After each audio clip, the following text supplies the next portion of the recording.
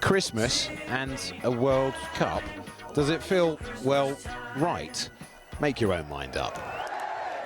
The winner to organize the 2022 FIFA World Cup is Qatar. Ever since FIFA voted to hold the 2022 World Cup in Qatar, there's been speculation it couldn't be held during the scorching summer months. Average June-July temperatures hover above 40 Celsius and can reach 50.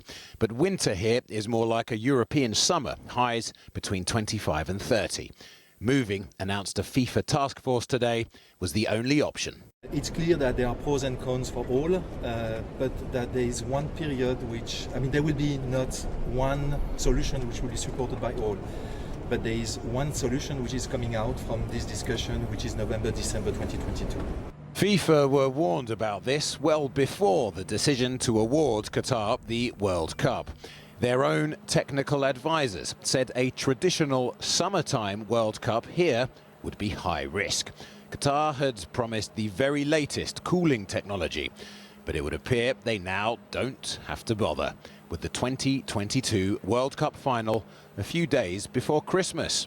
As we've always said, we've always committed ourselves to what the football community decides, and the task force has represented us from different parts of the football community, and today they've actually provided a final recommendation to FIFA, and we're on board. Whatever the executive committee decides in the coming executive committee meeting, we're committed to, and we will deliver an amazing World Cup.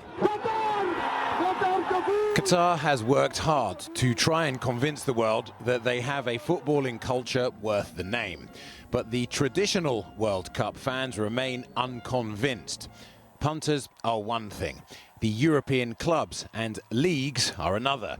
Their winter schedules will be left in tatters, and they want compensation. The European clubs and leagues cannot be expected to bear the cost for such rescheduling.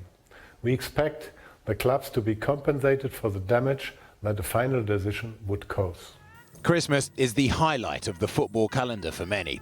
Consider the Premier League, who've just sold their TV rights for the next few years for a staggering £5 billion. They are not happy.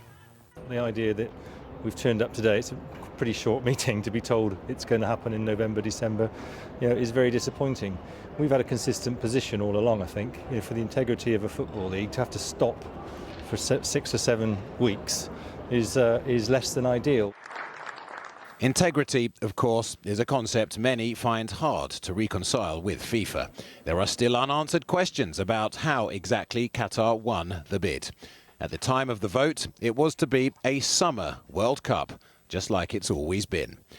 But it's been clear ever since that something had to give. The only question was, when? FIFA is expected to ratify the move next month.